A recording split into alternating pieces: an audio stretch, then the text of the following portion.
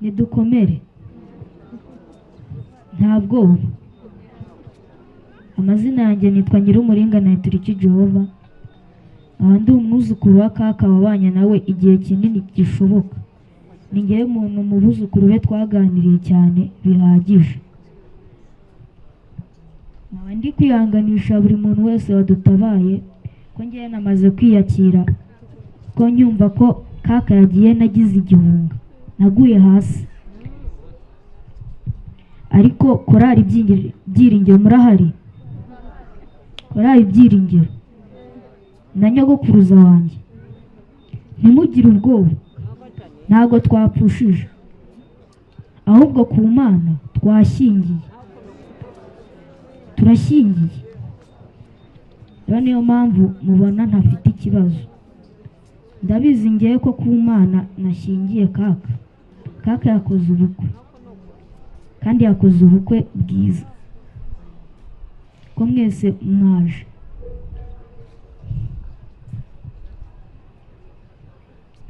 Ngiye gutangira mvuga ku bijyanye n'urugendo rwa kaka, ku bijyanye n'umurimo w'Imana.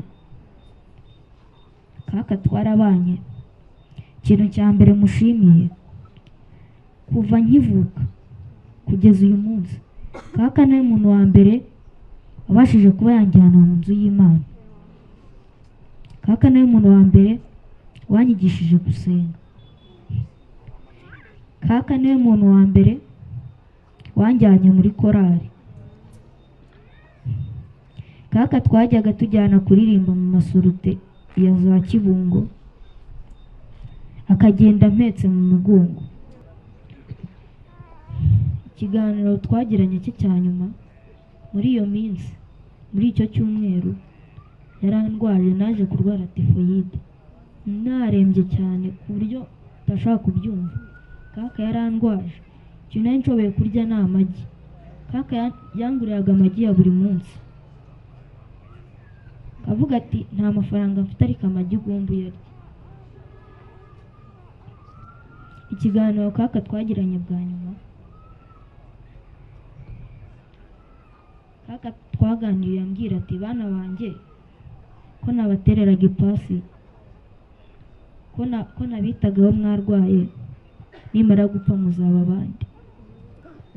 Nabasanze mu itorero baranyakira, bangiriye inama zitandukanye, baramfashije mu buryo bwose. Imana ibahe umugisha.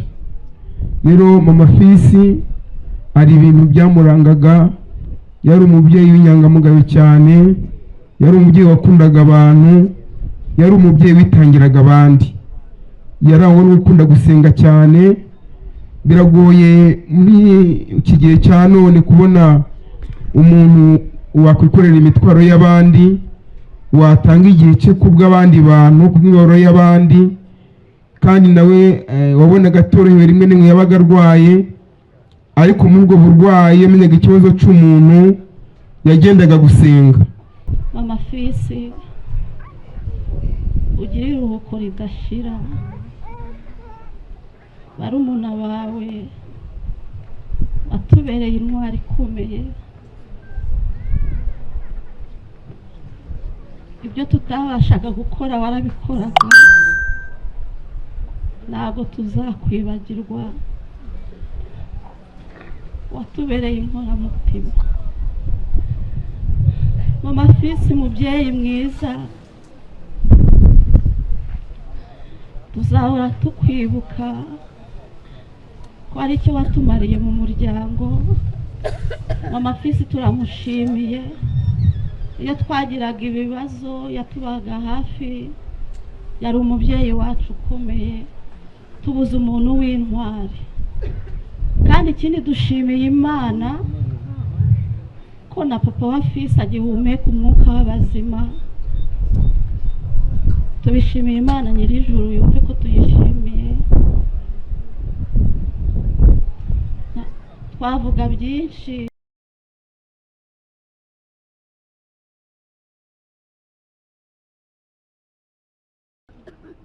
Umuririmbyi yaravuze ngo hari igihe tuzirirwa mu isi ubutazayigarukamo cyangwa se ubutazayiraramo. Aravuga ngo ndabarahiye rizabaho, aravuga ngo ijuru tubamo yemwe ririho, ngo kandi byange bikunde tuzaritaha. Inzira rero ni nta yindi, ntacyo navuga kineze icyo umushumba amaze kutubwiriza. Ariko ndashimira Imana ko yaba mama wanjye uriya Mujaweza Nonsiyata, yaba Serafine, ni abantu bari inshuti bikomeye, ndetse na Dorosera ni ababyeyi bacu muri rusange. Ni abantu babanye kandi ni urugingo rw'itorero. Dushimira Imana ko batabarutse bakiri mu nzu y'Imana, nibyo gushimira Imana bidashidikanywaho. Rero ni abanyabugingo, ni abantu basenganaga cyane kenshi. Murenzi ni mukuru mu bintu bigendanye no gusenga. Mama Fisi nawe ni ukuri ya Serafine, mama bagendanaga. Mbere yo guhaguruka bagenda barabanje barasenga, basenga Imana. Ntago nari nabimenye ngewe, amakuru ntago nari nyazi ko mama azajya ku Gisenyi.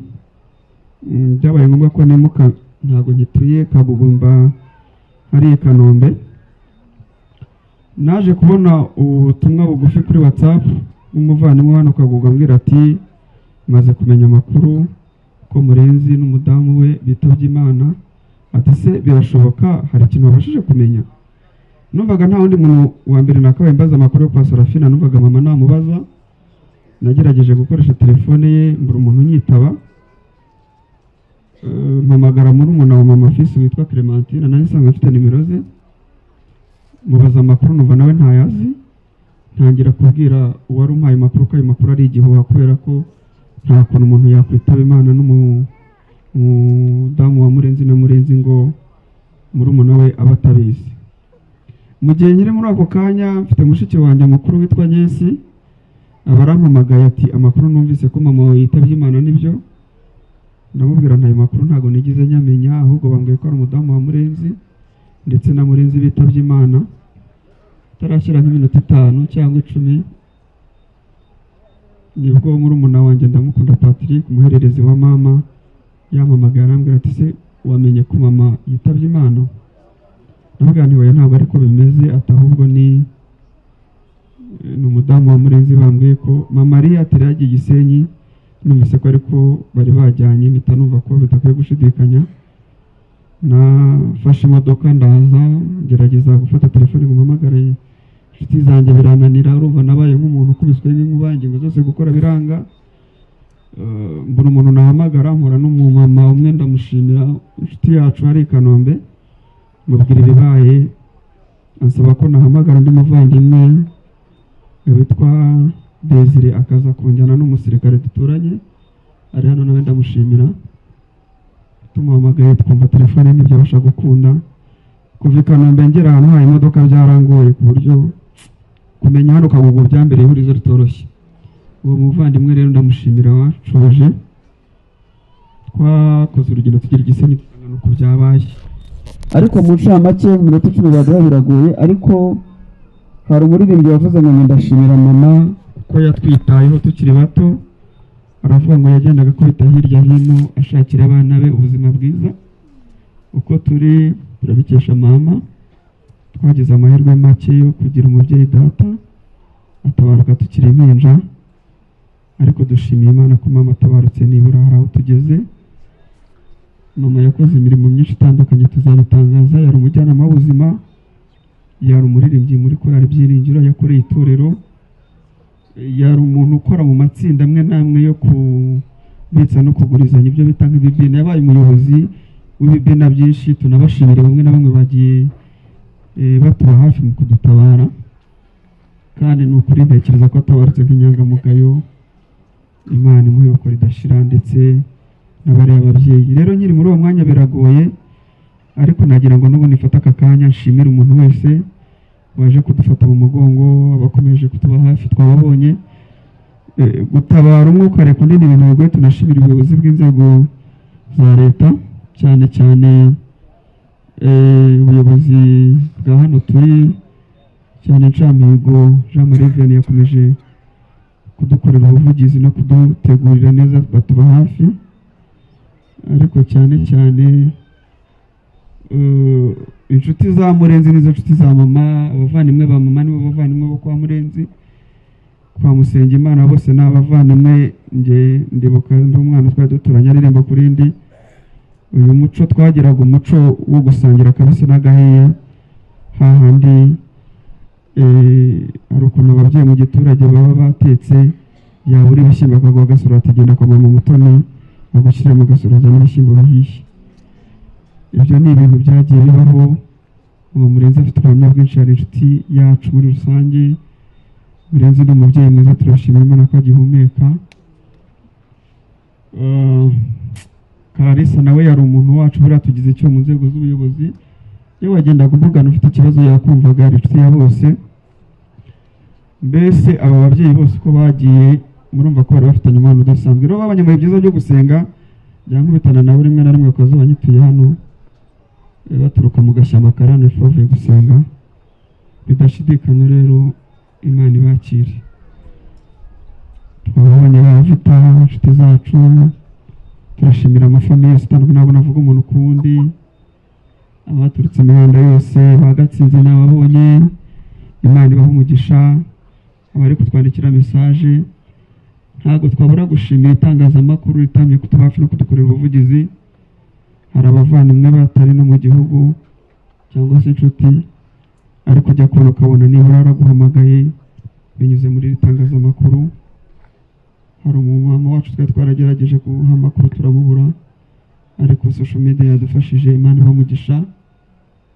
Ntabwo nakwizimba mu magambo, tuzagira umwanya uhagije wo kuvuga, ariko nyine ntabwo byoroshye, ariko turashima Imana ikomeje kudukomeza. Nkiri muri uyu mwanya rero nagira ngo wenda se nk'utanga itangazo ku bigendanye n'umuryango wa Nyirumuringa. Umuryango dufite uhagarariye umuryango muri rusange, umuryango bari mugari, ariko umuryango ni kwa mama hano iwacu. Tuzashyingura ku wa 4 i Rusororo. Tuzahaguruka hano saa 2 za mu gitondo twerekeza hariya Kacyiru. Tuzava Kacyiru tugana kuri Paruwasi Gasave kubera umukristo. Urwo rugendo rwose tuzarufatanya kugera ku mugoroba saa 10 tugeze i Rusororo. Abakomeje kutuba hafi n'ababanye natwe, Imana ikomeze kubaha umugisha. Abavandimwe bose ntabwo bashobora guhagarara imbaraga nk'iziba bigoye, ariko mama yari afite umukwe. Uyu mugabo duhagararanye n'umukwe wa mama, umukobwa mushiki wanjye nkurikira ngo mu ntege. Uyu ni umugabo we. Ntabwo rero yari umukwe gusa, ahubwo yari umwana. Nagira ngo munyemerere nayo tumuha akanya noneho agira icyo avuga mu gihe gito bari bamaranye. Murakoze. Murakoze. Nitwa Brice. Ibintu byo kuvuga kuri mukecuru muri uyu mwanya biba bigoye, nk'uko Nyirumuringa bivuze. Mukecuru mu gihe twabanye tukimara kumenyana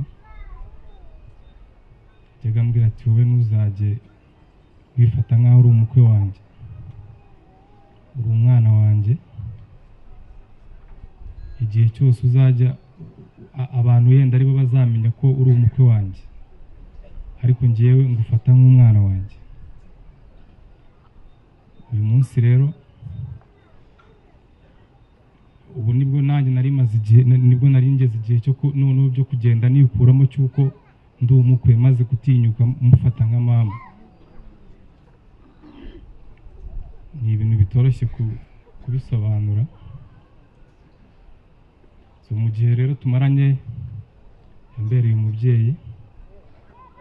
Ibyo byose ntabwo byabaye ku magambo gusa, yanabikoze akagenda binyereka ko ari umubyeyi. Rero ndamushimira. Muri uyu mwanya rero icyo nshimira Imana,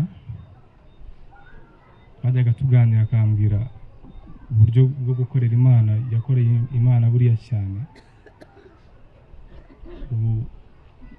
Ubu yari amaze imyaka irenga 30 akorera Imana.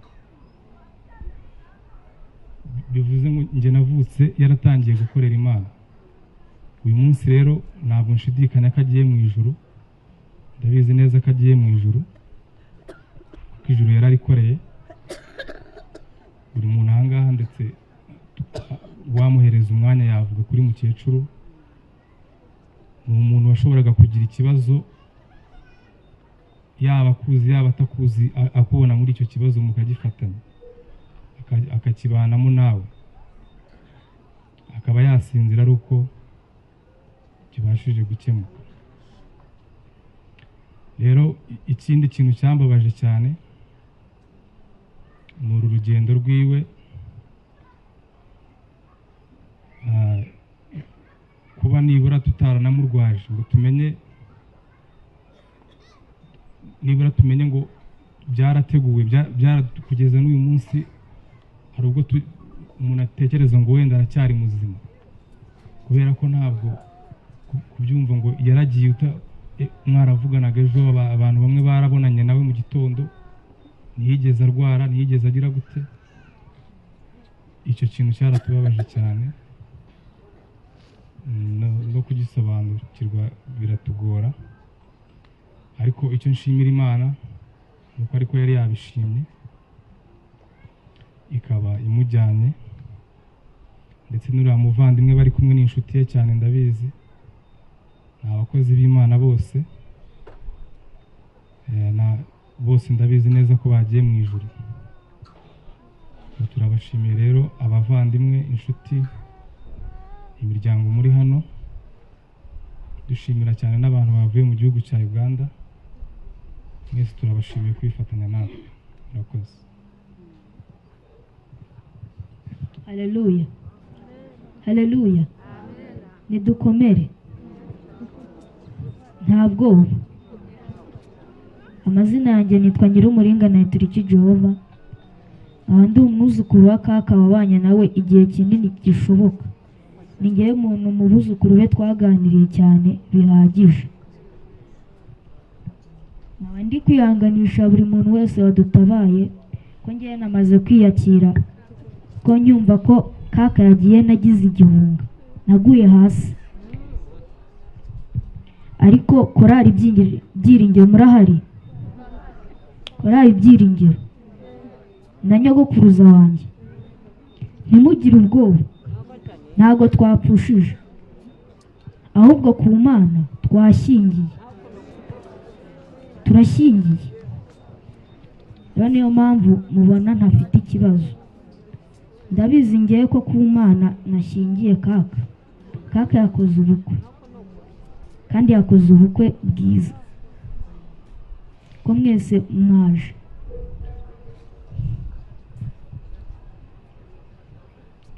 Ngiye gutangira mvuga ku bijyanye n'urugendo rwa kaka, ku bijyanye n'umurimo w'Imana. Kaka twarabanye. Ikintu cya mbere mushimiye, kuva nkivuka kugeza uyu munsi, kaka niwe muntu wa mbere wabashije kuba yanjyana mu nzu y'Imana. Kaka niwe muntu wa mbere wanyigishije gusenga.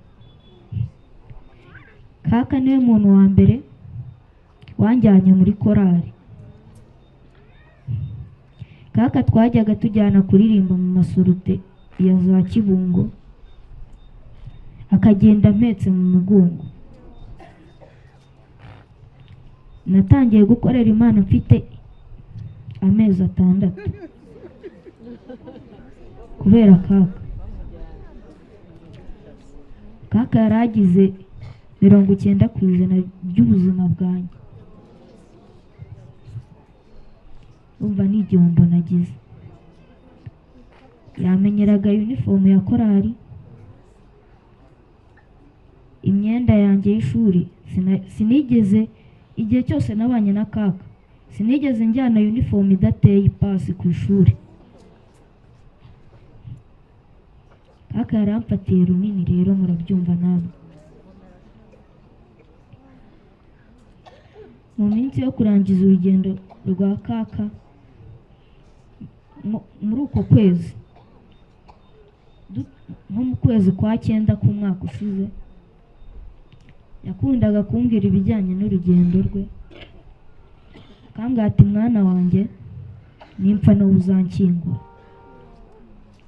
mwana wanjye niwe twabanye imyaka myinshi kandi ntuzibagirwe ko nakurwaje. Nigeze kurwara andwaza umwaka wose, ababizi baransuye, narwaye umwaka wose. Kakara anyitaho mu buryo bushoboka, ku buryo kugeza uyu munsi nitsamuraga ati umwana wanjye abaye iki. Narwaraga igiheri ati tujye kwa muganga.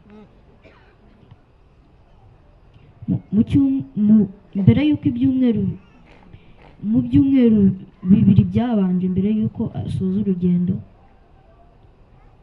papa Fisi yaje kumusura, ndi kuvuga Pasiteri Murenzi. Yaje kumusura ari nijoro, yari yarwaye, yumva bavuze ko yari umujyanama w'ubuzima. Mama Fisi yaramubwiye ngo aze kwa kaka arebe niba afite malariya.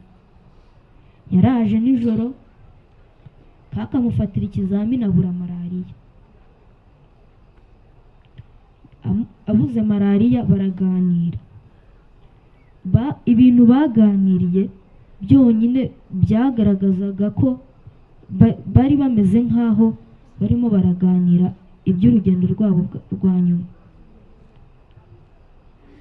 Ariko Imana ishimwe, nibura hasigaye umuntu uzambwira uburyo kaka byagenze.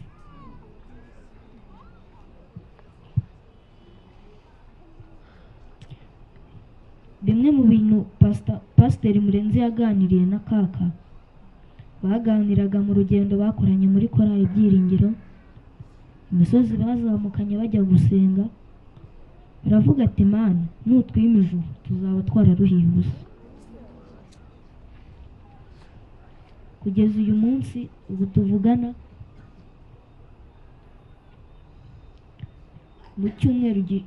mu byumweru bibiri n'ubundi bishize haje abana babiri barwaye bwaki.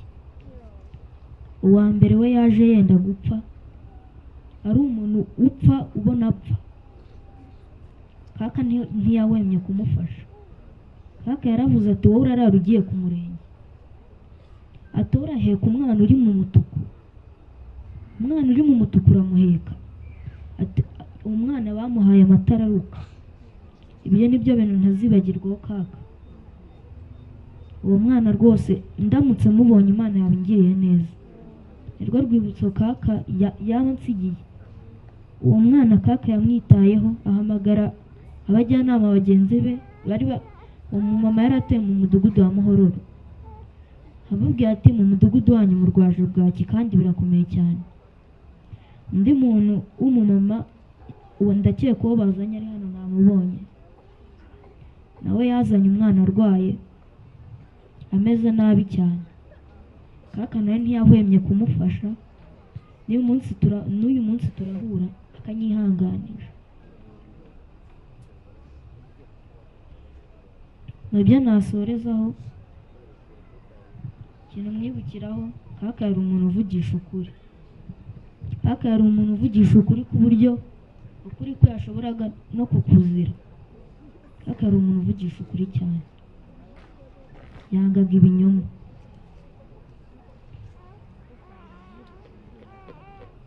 Kaka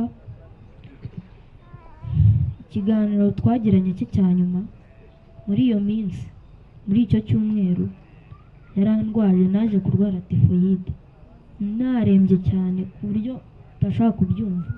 Kaka yarandwaje, ikintu nari nshoboye kurya ni amagi.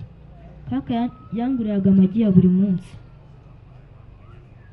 avuga ati nta mafaranga mfite ariko amagi ugomba uyarya. Ikiganiro kaka twagiranye bwa nyuma, kaka twaganiriye ambwira ati bana banjye ko nabatereraga ipasi, ko nabitagaho mwarwaye, nimara gupfa muzaba abandi. Yaratuganirizaga ariko we wabyumvaga nk'ibintu bisanzwe, ntago nyine watekerezaga ko ariko bizarangira. Uwa gatanu nimugoroba yantumye umukenyero njye kumuzanira, ahantu yari yawusize, ndagenda ndawubura. Kaka yari yakomeretse urutoki kandi avunikira twebwe.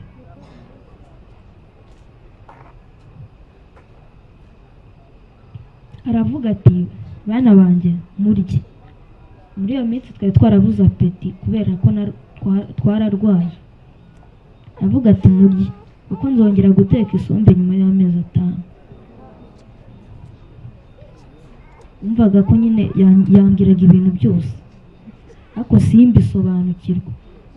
Ati nzongera guteka isombe nyuma y'amezi 5. Avuga ati reka tuyirye bwa nyuma. Noneho kwa gatanu nimugoroba naje gutaha. Mama Obama yari yaje mu rugo, yaje kugira ngo amufashe itema kuko yari yakomeretse urutoki. Ijambo rya nyuma ntazibagirwa paka ku iherezo ry'ubuzima bwanjye. Kaka yarambwiye ngo umwana wanjye wigenda nijoro udakora impanuka kandi ugira urugendo rwiza. Ambwiye ngo ngire urugendo rwiza. Nanjye ubu rero ndashimira Imana ko yatashye nta mugayo, ko yatashye afite ibikorwa byiza, kandi ndamusezeranya ko nanjye nzakora ibikorwa byiza nkamusanga ahari. Murakoze.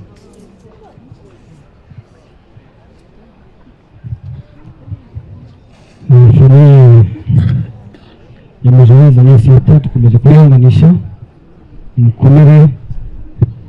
Mwese niko bivuze, mwese niko bigenda, ariko mukomere kandi Yesu arabazi. Reka twakira rero abaje kudubuhamya kuri famiye ya Murezi, ubumwe bwa Mukanyaganzwa Serafina bakunze kwita mu mafisi. Twakira Nyiraminani nawe atambukiye yigira hano na Soza. Turakira Reveriyani nawe atugeze ubuhamya bwa mu mafisi.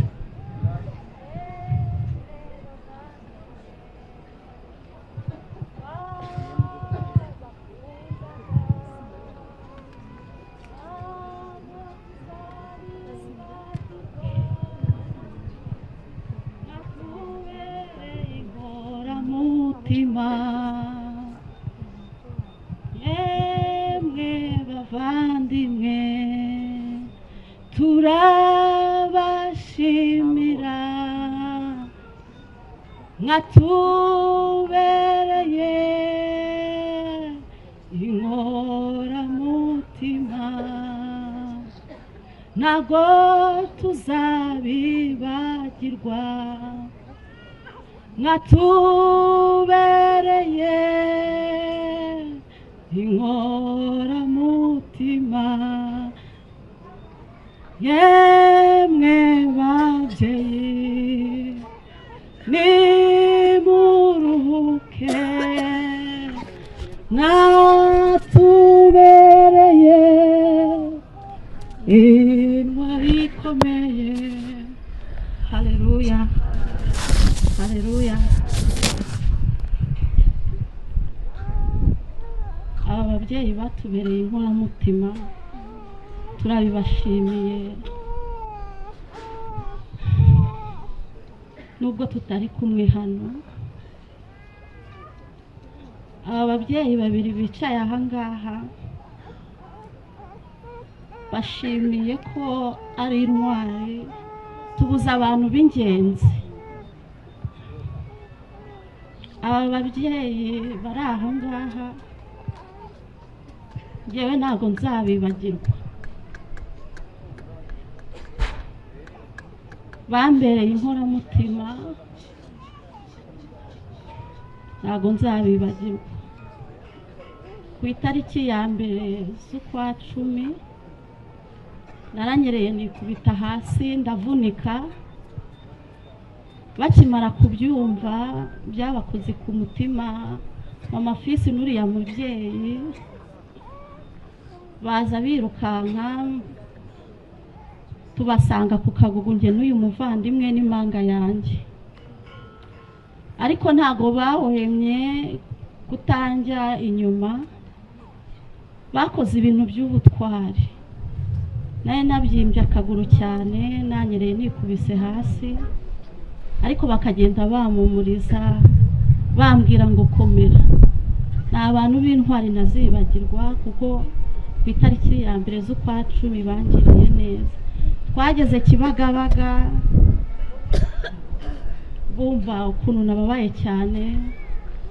Mama wa Nyirumuringa yinginga umuganga, aramubwira ati nta gashinge wamutera kugira ngo tureke ububabare bwakira. Erega nanjye ndi umujyanama w'ubuzima. Yumvishe ko ari umujyanama w'ubuzima, ahita avuga ati umujyanama w'ubuzima nawe uri umuganga kimwe nkatwe, reka tugutabare. Ndabashimiye n'ababyeyi b'intwari ko bangiriye neza. Ibyo twavuga kuri Mama Fisi, ugira iruhuko ridashira. Barumuna bawe watubereye intwari ikomeye. Ibyo tutabashaga gukora warabikoraga, ntabwo tuzakwibagirwa. Watubereye inkoramutima. Mama Fisi, mubyeyi mwiza, tuzahora tukwibuka ko ari cyo watumariye mu muryango. Mama Fisi turamushimiye. Iyo twagiraga ibibazo yatubaga hafi, yari umubyeyi wacu ukomeye. Tubuze umuntu w'intwari. Kandi ikindi dushimiye Imana ko na papa wa Fisi agihumeka umwuka w'abazima. Tubishimiye Imana Nyirijuru, yumve ko tuyishimiye. Twavuga byinshi kuko baduhaye umwanya, ntago twazageza n'ejo bundi tukivuga. Mama Fisi ni umuntu w'intwari, niyiruhukire mu mahoro. Ajya kugenda rero nabaye nkuriya mwana, kuko urumva narwariyeyo. Akajya ambwira ati mama wasanga ati komera, iyi si ni ntoya, ariko ibyiringiro bya mbere ni ukumenya ko Yesu ari we uzaturuhura muri iyi miruho yo muri iyi si. Kandi ikindi Mama Fisi yari yarabihanuye, ariko ntabwo twari tubizi. Yajyaga ajya gusenga akaza akatubwira ati bamanuriye bavuga ko muri famiye harimo umugeni wihuse. Ariko twumvaga ko nyine ari bya bindi abantu bahanura, ariko wenda atari ukuri. Hari ibintu wumva ukumva wenda ni ukubivuga bisanzwe. Akajya aza akansanga ahantu ndyamye, akambwira rero mama wa Sandara, niwumve ko ari twebwe bazima tugenda, humura nawe uri mu mugeni, na Yesu yaza akagusanga kuri iki gitanda. Icyo nakubwira ngo ujye wezwa ku kanini no ku gatoya. Mama Fisi rero ntago yari azi ko ari we. Yasenze amasengesho atabarika ku manywa na nijoro, akaza akambwira yega muri umuntu wanjye ntago nagutaye. Mabatu ninjyewe musaza wa uri Mama Fisi namukurikira. Mama yanyitaye sina none Mama Fisi aracitse. Mama yatubyaye turi abana 9, none dusigara tubari. None Mama Fisi ari 9, dusigaye turi abana 6. Yes, amuheru uko ridashira. Shangazi yazagucyubahiro. Mama Fisi, yes, agucyubahiro. Mama Fisi, yes, agutoki. Mama Fisi ibintu twamuvugaho ni byinshi. Njye yarankomeje mu burwayi, nshimira n'abantu bibatsinda n'abigasanze bangiriye neza kunsura. Mama Fisi akajya ambwira ati mama wa Sandara, uko abantu bagenda bagusura ariko nawe ugenda uba inkomezi, humura aho tuzaruhukira. ajya kugenda rero njye yarabimbwiye numva umutima urakutse kuko yari yaratubwiye ko nyine mu muryango harimo umugeni, numva ubwoba buranyishe ariko numva ko nyine atari iki gihe, ariko we ndahamya yuko yari ari kwitegurira urugendo kuko yamaze hafi nk'ukwezi arimo kugenda asenga amanywa na nijoro, akajya ambwira ati humura ntago mba nagutaye, mba ndimo kwinginga Imana. Ariko Yesu yari abizi ko ari we mugeni, twumvaga ko wenda ari abandi ariko akavuga ati hoya nidukomere. Ubwo rero ndashimira Imana maze kuvaho sima yarambwiraga ati mama wa Sandra ati jya ugenda neza utazaza uvunika ugendere ku mbago ebyiri, kuko nagenderaga ku mbago ebyiri. Ariko ubu aka kanya Yesu yari abizi neza ko nzaba yerekeza aba babyeyi nta mbago mfite, nanjye nihaye kumva mfite imbaraga mvuga ngo hoya amezi ageze muri 3 ndi kugendera ku mbago, reka nihe murare nanjye ndebe ko nagendesha amaguru yanjye. Ariko buriya n'Imana nanjye yaneguraga kugira ngo nanjye nzabaherekeze nta mbago mfite. Bishimiye Imana ko yankuye ku mbago, kandi dushimira n'abantu baje kudufata mu mugongo, abantu bari kuduhamagara ku matelefone, turabibashimiye. n'Imana nyir'ijuru yumve ko tubibashimiye, kandi dushimira n'ubuyobozi bwatugiriye neza bukatuzana ahangaha kwibuka ababyeyi bacu. Imana ibaha umugisha. Icyo nabifuriza ni uguharanira ijuru, kuko ijuru rirahari. Iyo bari dahari aba babyeyi ntabwo baba barateguwe, bateguwe igihe kinini.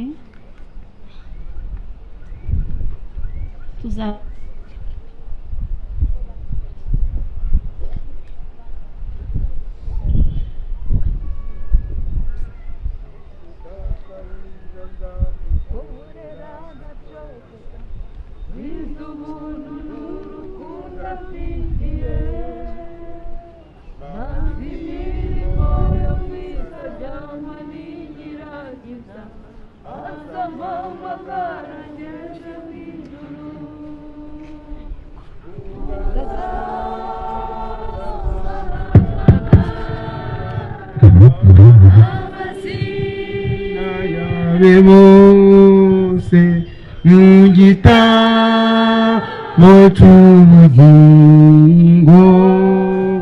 nzi ko nzumva izina ryanjye nitaba. Haleluya. Nongeye kwirirwa. Amazina yanjye ni Papa Liliane, ndi umugabo ndubatse, mfite umugore n'abana. Ndabanza kwihanganisha umuryango, nihanganisha itorero, nihanganisha abadiyakoni bagenzi banjye, nihanganisha igihugu wese ariko kibuze amaboko, tubuze abantu b'intwari, tubuze imfura. Ndashimira Imana cyane kuko barangije urugendo bakiri mu gakiza. Imana nibihererwa icyubahiro. Mu ofisi ndatanga ubuhamya kuri ko nageze n'aha muri 2010 niho nageze n'aho ngaha. Nabasanze mu itorero baranyakira, bangiriye inama zitandukanye, baramfashije mu buryo bwose. Imana ibaha umugisha.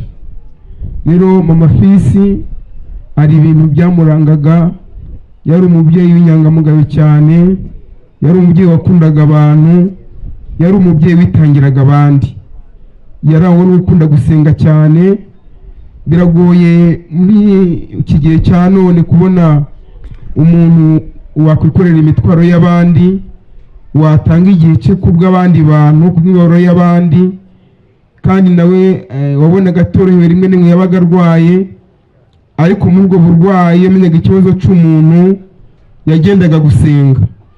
Ntiwapfa kubona ngo ubone umuntu uramara iminsi 2 atarya atanywa ku kibazo cy'umuntu, yikora ikibazo cy'umuntu, aho ni hakeya bari. Mama Fisi rero yaraboga cyane no kwikorera imitwaro y'abandi, kwikorera imitwaro y'abantu, bagenzi, inshuti. Tubuze umuntu w'intwari, tumuze umuntu w'intwari yakundaga imfubyi, yafashaga abakene. Muri make imirimo y'umukristo yagerageje kuyikora, yagerageje kwera imbuto atari ukupfa kuvangavanga, ahubwo yagerageje kwera imbuto z'abakristo. Rero tubuze abantu b'intwari. Uriya mubyeyi Anasiyata yakoraga mu buyobozi bwite bwa leta. Bayobozi, biragoye kongera gupfa kubona umuntu nka Anasiyata, ntabwo byoroshye gupfa kumubona uburyo yitangiraga abandi, ibyo yitangiraga abantu. Si Anasiyata gusa, na Serafina kongera gupfa kubona umuntu nkawe mu itorero biragoye. Ntabwo ndibuvuge byinshi, ahubwo babyeyi beza, Imana nibatuza heza, natwe duharanire kuzakora ibyiza kugira ngo ku munsi w'umuzuko tuzongere kubabona. Imana ibahe umugisha, murakoze. Umuryango wa Serafina Mukandaganzwa ndetse na Murenzi, namwe turabakomeje, mwihangane kandi mukomere. Tugiye kwakira rero uhagarariye umuryango wa Musengimana, wakire Karenzi Sitani, nawe yegere hino atubwire ku buhamya bwa Mama Mutoni, hanyuma nawe tumuzirikane.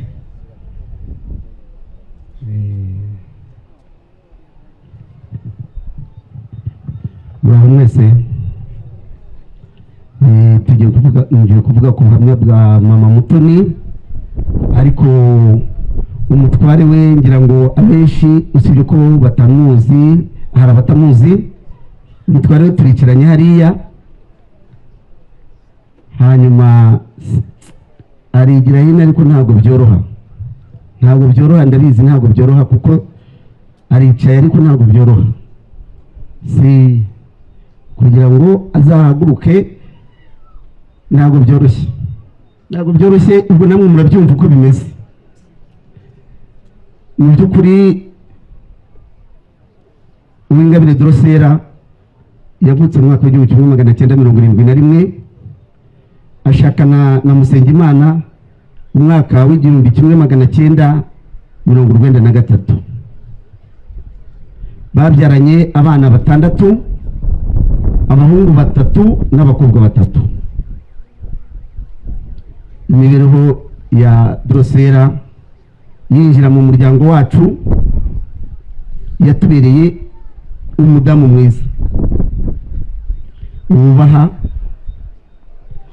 Mama Mutoni ikintu yakoraga, niba harazagamo umuntu ufite amafuti, yamubwiriraga aho ngaho amafuti akayacyahiraho, akamubwira ati njyewe ndakubwiza ukuri, kora iki, niba utakoze iki ngiki uri umunyamafuti.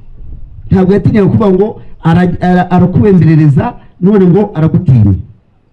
Mama Mutoni ikintu yakoraga, yari umuntu ukunda gusenga cyane, ariko ndetse we na Mama Fisi uriya kenshi babaga bari kumwe, ibyo narabibonaga. Mama Mutoni yari umuntu ukunda gufasha. Iwe habaga abana b'imfubyi, Mama Mutoni akabafata nk'abana be. Ntabwo avuga ngo iyi sahane ni y'uno mwana, iyi sahane ni y'uno mwana, oya, avuga abana be bose basangiriraga hamwe. Mama Mutoni ntabwo yari wa mudamu ushobora kubwira ngo mvurere iki, ahubwo yabonaga igikwiye agahita agikora uwo mwanya. Niba ari abantu ajya gusura, kenshi yabwiraga umutware bakajyana gusura uwo basura.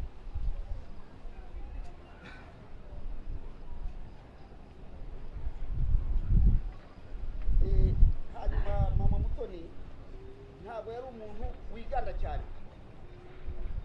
Muri rusange yari umuntu ukunda kubana n'abantu.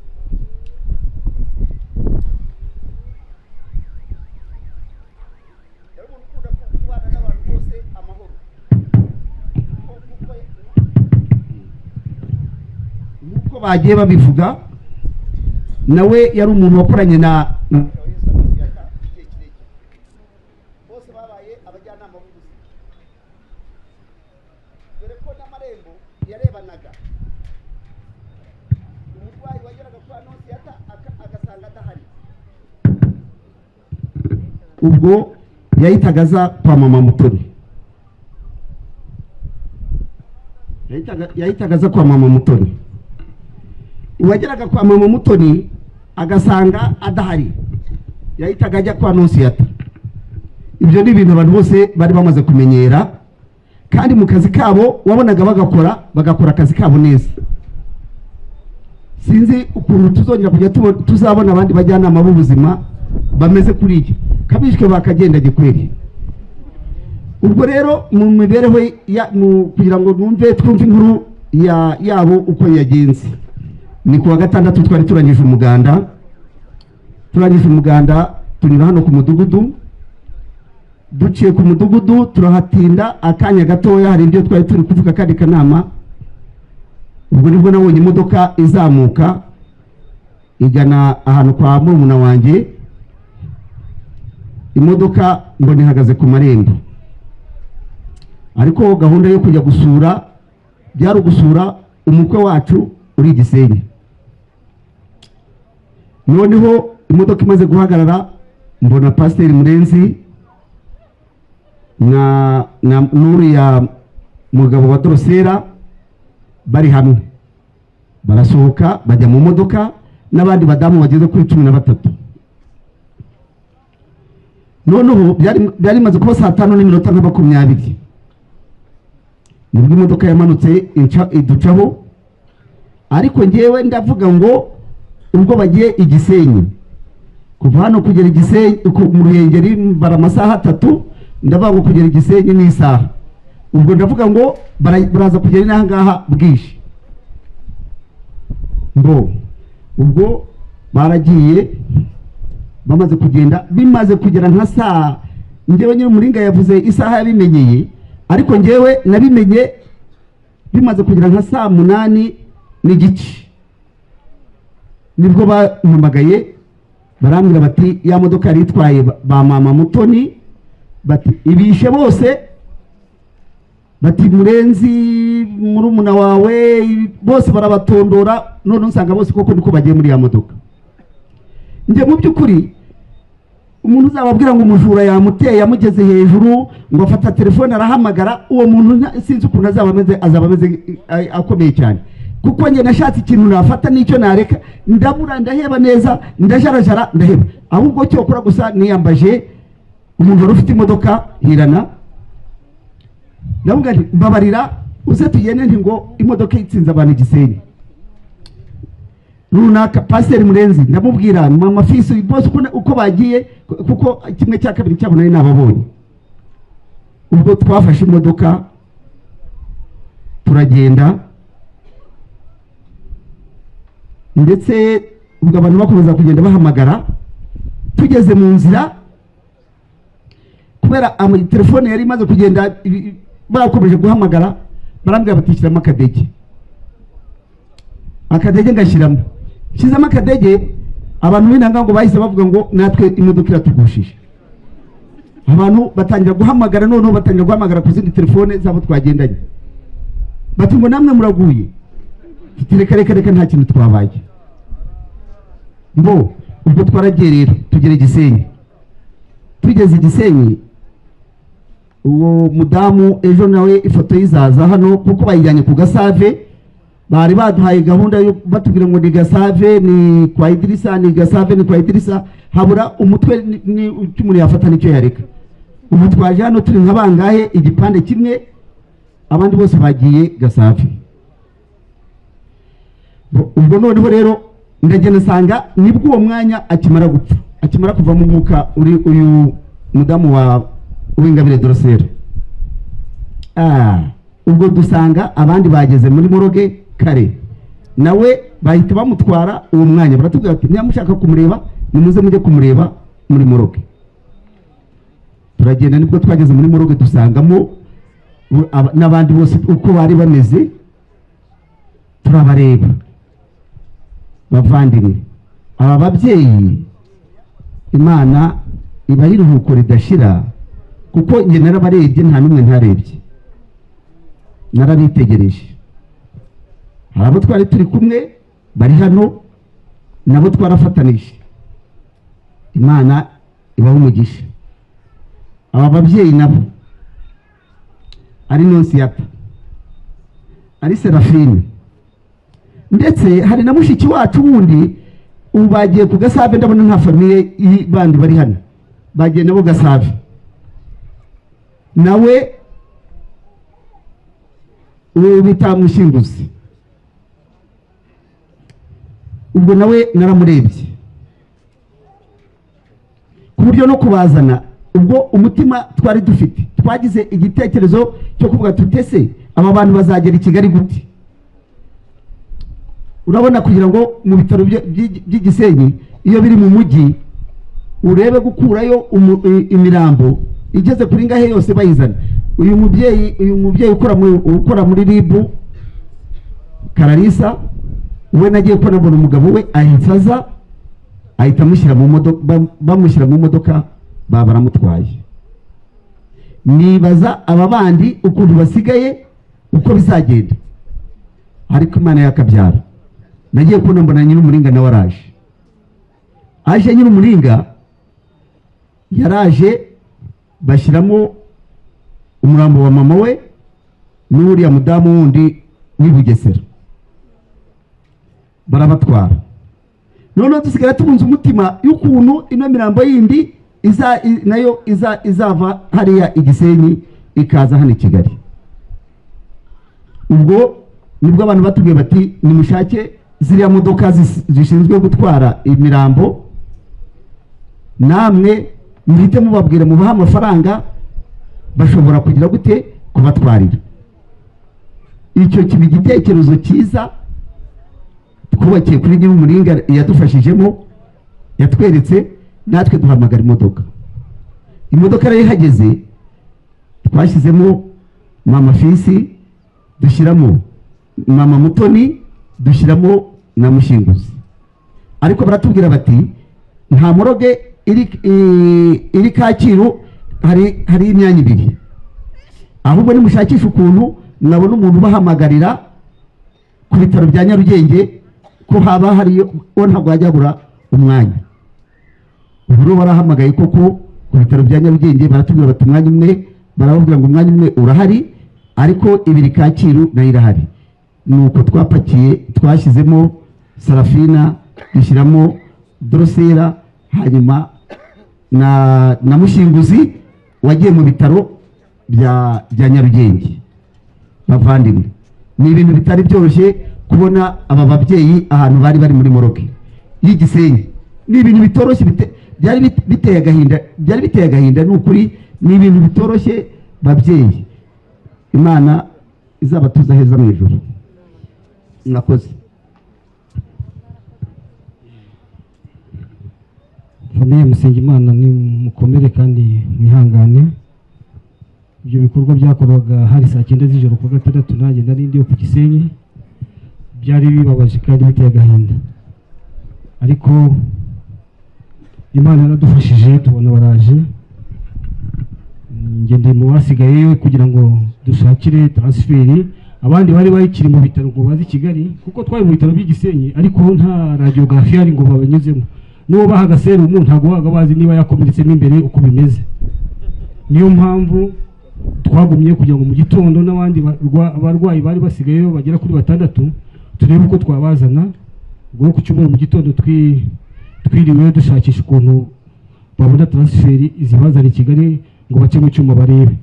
Uwa mbere hagutse saa 5, abandi bavuye saa 10 z'umugoroba. Ni muri urwo rwego nyine hari bamwe bakiri kwa muganga, ariko abandi bari mu rugo. Mwarimu Valeria ari mu rugo, twageze Kibagabaga dusanga barapima basanga nta kibazo afite, n'indani bamuha imiti arataha.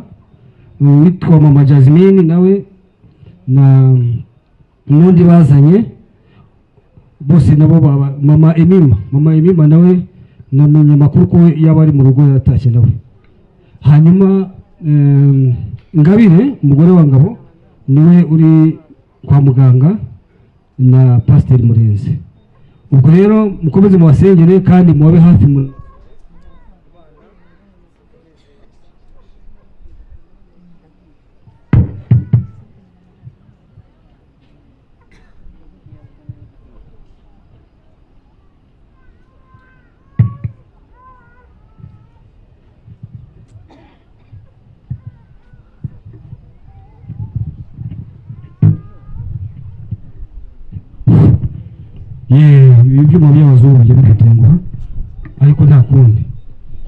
kanya rero nari mbabwira nti Pasiteri Murenzi na Ngabire ubu nabo bari kwa muganga sashika mukomeze wasengere kandi muwasure kuko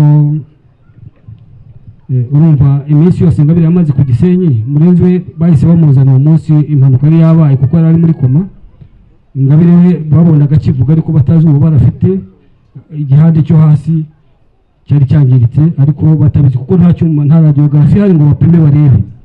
Ubwo rero nawe aracyari kwa muganga ukomeze mubasengere.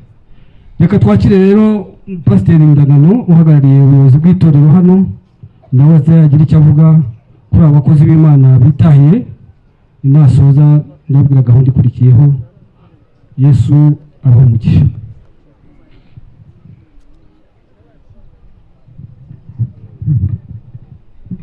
Yesu ashimwe.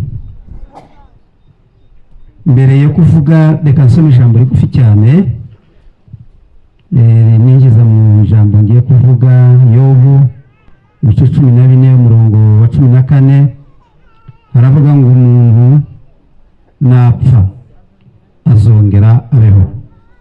Niba nihanganiye iminsi y'intambara yanjye ntegereje igihe cyanjye cyo kurekurwa. Yesu ashimwe. Hari umwanditsi wanditse Pawulo umugabo wanditse inzandiko nyinshi aravuga ngo tujye twishima iminsi yose. Biragoye kwishima suko ariko tubuza abantu none tumaze iminsi tubabura ariko uburyo tuburamo nibwo babutandukanye. Ariko Pawulo aravuga ngo mujye mwishima. Impamvu yavuze ngo tube twishima nuko tuzi yuko abakristo ibyiringiro byacu bitari byo gutura ino minsi tuzatura mu ijuru. Mpagaze hano nanjye nk'umuyobozi wabanye n'aba babyeyi ari hariya muri Giheka ari hano muri Batsinda naje gusanga hano muri iyi zone niko bivuga wenda byumvikane twarakoranye umurimo mu gihe cy'imyaka 12. Imyaka 12 niyo namaze muri iyi zone muri iri torero ry'Abatsinda. Muri iri torero abantu mubanye imyaka 12 iyo myaka ntabwo bari biki. Twakoranye umurimo w'Imana n'abakristo b'itorero ry'Abatsinda mu buryo bwose bushoboka. Ari ukubaka insengero n'urusengero twarwubakanye n'abakristo. Ariko uburyo twakoranye umurimo cyane mvuga abangaba banyakwigendera barangije urugendo rwabo. Uriya mama Lucy yatanye na nyiri Muringa twakoranye nk'umukristo mu itorero rimwe tumanuka tugigireka bindi tukaza hano muri iyi zone. Ariko burya abashumba cyangwa pasiteri igihe hari ikibazo ku mukristo twese turabimenya. Ntacyo twigeze tumubonaho tunamwumvaho ntacyo. Mu myaka 12 umukristo yashoboraga kugira ikibazo turi hano muri Batsinda w'Igiheka tukabimenya. Ari madamu wa Karenzi wa Musengimana na bose uko bangana nta kibazo twigeze tubagiraho. Batubereye abakristo beza kugeza kuri uyu munsi w'umusozo. Hanyuma madamu wa pasiteri ni umuntu wese afite icyo yamuvugaho gitandukanye n'abandi. Tumupropoza kugira ngo bazabone inshingano z'ubushumba. Burya ntiwagira umugore udakora umurimo w'Imana ngo muzatekereze urwo rugo kurutekereza ngo bahabwe inshingano. Burya urugo runini cyane ni umugore. Uyu mubyeyi yakoze inshingano itorero cyane nk'abayobozi. yakoze inshingano ze mu gihe cye. Tekereza n'abantu badakijijwe bari hano batsinda baramuzi kandi bamuzi neza. Mu minsi twakoranye nawe yatubereye intangarugero, abayobozi b'itorero yatubereye intangarugero ikomeye. Yigeze azana gurupe mu rugo iwanjye, afata gurupe y'abantu bangana bacyara bazana, bakoze ibikorwa tubura uko tuvuga turaceceka. N'ubu ejo bundi mu minsi ishize yari yambwiye ngo azagaruka. Mama Fisi igihe cye Imana yashimye ni iki ngiki. Agahinda dufite nuko pasiteri iyo tuza kuba turi kumwe hano twavugaga byinshi. Bahagaze hano bose uko bangana rwose tubifurije iruhuko ryiza. Bakoreye Imana, twabanye nabo muri gatoya no mu kanini, nta rubanza, nta n'umutima ducira urubanza kuri bo, ntacyo. Imana ibakire kandi imiryango Imana ikomeze n'itorero muri rusange. Murakoze. Pasiteri arakoze cyane, umugisha.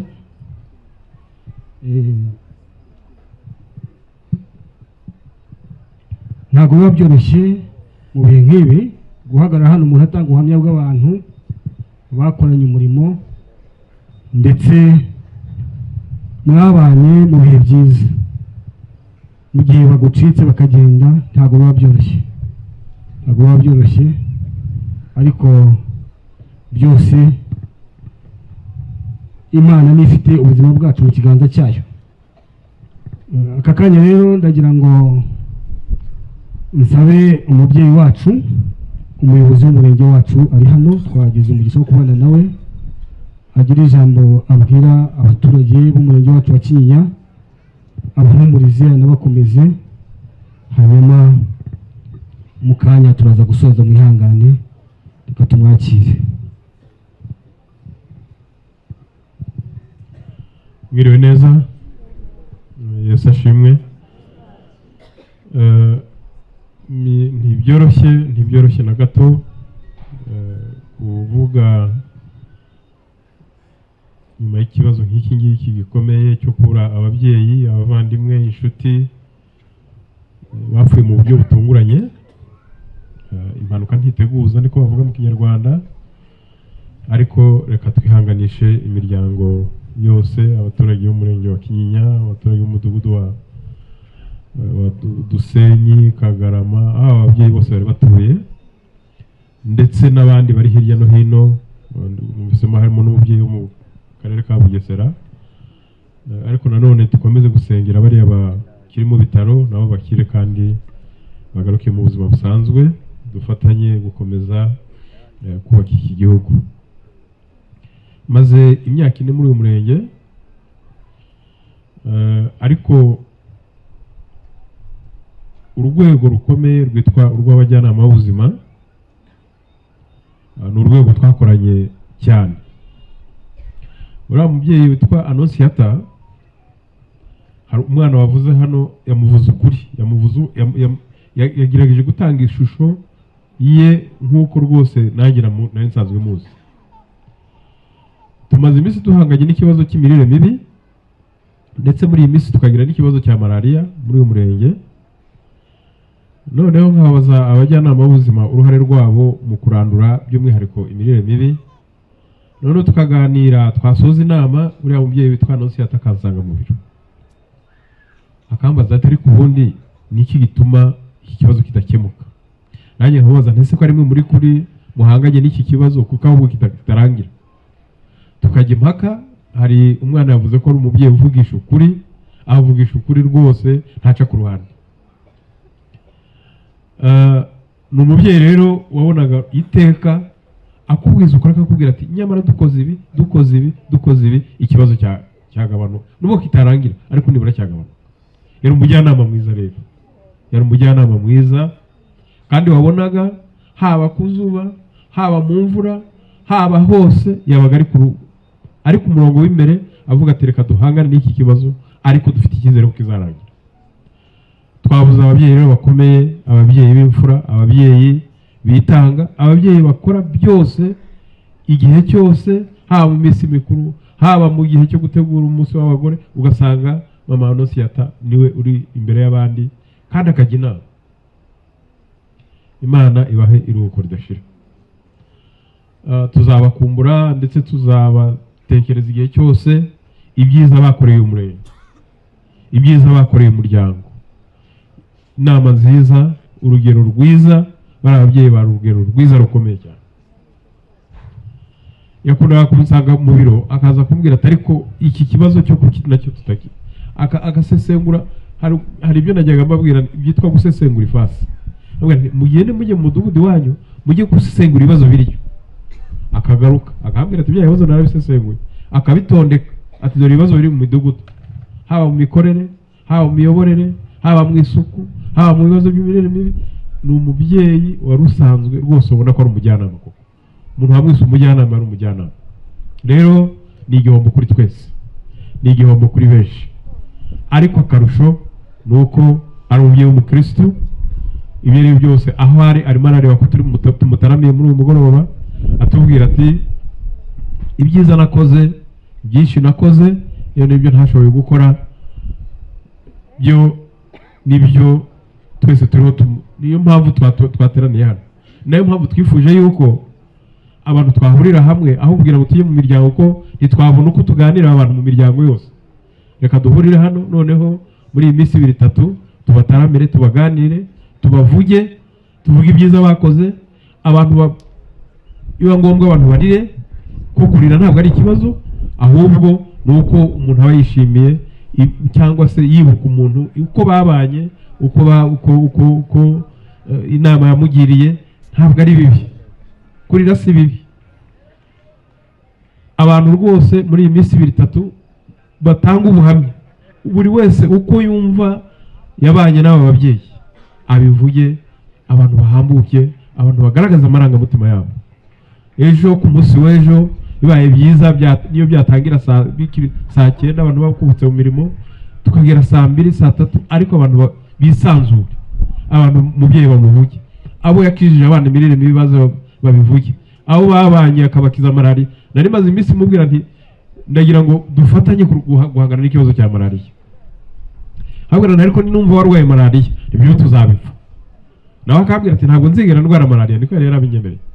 Aturetse ko tugiye guhangana n'ikibazo cya malariya kubera nyine ni indwara ihari muri iki gihe, ariko akavuga ati nayo dushobora kwirandura tunyuze muri za nzira zisanzwe, isuku, kwikiza ibihuru.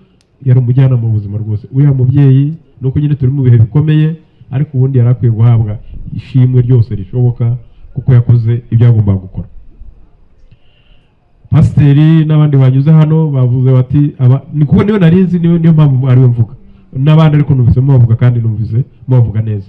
Ari wari muri RIB, wakoraga muri RIB, ubwo nawe yadufasha kurwanya gukumira ibyaha no kurwanya ibyaha no kubigenza no kuhana babikoze. Uriya mubyeyi nawe ngo bari ku ruhembe, bari mu mirire mibi, ariko noneho bakanafasha n'abantu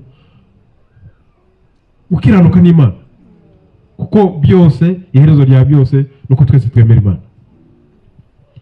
Bari ababyeyi rero ni byiza kubaganira, mureke tubavuge muri iyi minsi 2-3 kwezi tuzabaherekeza kandi tugabaherekeza mu cyubahiro. Imirimo myiza rero bakoze, urugero rwiza, niyo mpamvu turi hano. Uriya mwana yabivuze neza, uriya mwana wazamuha ikaye cyangwa igitabo yandike uko azi nk'uko yazamuvuga. Uzamwandike, wandike imivugo, wandike ibitabo, wandike ibintu byose, aho wahereye ku mezi 6 ibyose byo wibuka uzabyandike kuri uriya mubyeyi, kugira ngo tuzabibike mu gitabo, n'abandi bazaza nyuma yaho nabo bazamwibuke, bazamumenye, bazamenye ibyiza yakoze, kuko ni rwo rugero rwiza tugomba kugendera. Gutanga urugero rwiza rero, kugira ubuzima bwiza, haba mu itorero, haba mu baturage, haba mu buyobozi. Ndagira ngo niyo tuvuga abantu cyo tubavuga uko bari. Hari igihe bavuga ati umuntu bamuvuga ariko yabaye mwiza kubera ko yitabye Imana, ariko abangabo turabavuga uko bari, turavuga ibyiza bakoze. Mureke tubavuge rero, tubavuge abashoboye kwandika bandike kugira ngo ibyo bakoze byiza bizakomeze kutubera urugero rwiza. Dufite iminsi 2 rero cyangwa 3 nahoze ndeba kuri gahunda batubwira ko bazashyingura ku wa 4, hari nabo nabonye bazashyingura ku wa 3, ariko mureke dufatanye. Buriya iyo turi hano twese, iyo bavuga ngo umuntu yapfuye yitabye Imana, tugahaguruka twese tukaza hano tukegereye imiryango yahuye n'akaga gakomeye nk'aka, aba ari kugira ngo tuzibe icyuho, ari kugira ngo tubabe hafi. Mureke tubatege amatwi, mureke tubumve, nabyo ubwabyo birabafasha, nabo batubwire uko babazi. Iyi minsi rwose uko nabonye twitabiriye n'abandi bagiye handi, niba byiza bya twahurira hano twese kugira ngo dukomeze dutaramire izi ntore zatuvuyemo, ariko tuvuga duti urugero rwiza batweretse natwe tugende tubikore, havuke ba Nonsiyata benshi, uyu mudugudu tubonemo ba Nonsiyata benshi. Ubu ndi kuvuga Nonsiyata kubera ko ni benshi, ariko havuke n'abandi bose batanga urugero rwiza, twese tugere ikirenge mu cyabo. Ibyiza bakoze bikomeze kutubera umucyo, bikomeze kutubera urugero rwiza, ariko bato n'abakuru bumve ko gukora neza iteka bishimwa, kandi turahamya yuko bari mu biganza byiza by'Imana. Reka nsoze shimira buri mwese mwitabiriye iki gikorwa, shimira buri mwese kutuzongera kubabona n'umunsi w'ejo, n'umunsi w'ejo bundi, no ku wundi munsi kugeza igihe cyose tuzajya twongera guhurira hano tukibuka ibyiza ababyeyi bakoze. Mureke rero dufatane urunana, dushyire hamwe, tuhumurizanye nk'uko ubuyobozi bw'itorero bwakomeje kubivuga, amagambo meza akomeze kurema imitima ishengutse, hanyuma ababyeyi tuzabaherekeza mu cyubahiro bakwiye, kandi tubasabire nabo natwe tuzongera guhura kuri wa munsi w'umuzuko, tuzahure kuri wa munsi w'umuzuko, kandi turabyizeye rwose, turabyizeye ko tuzongera kubabona, tukababona noneho tutazongera gutandukana ukundi. Reka mbashimire rero mwese, kandi mbifurize kugira umugoroba mwiza, dukomeze gutaramira ababyeyi, dukomeze gufata umugongo abagize ibyago bikomeye, ko biragoye kubyumva, ariko nta kundi, impanuka ntabwo ziteguza, nta n'uwari ubyiteze rwose, ariko twongere dushimire ibyiza bakoze, dushimire urugero rwiza batanze, kandi tuzarushaho kubaha ikuzo nitugera ikirenge mu cyabo. Mugire umugoroba mwiza rero, Imana ibamugisha.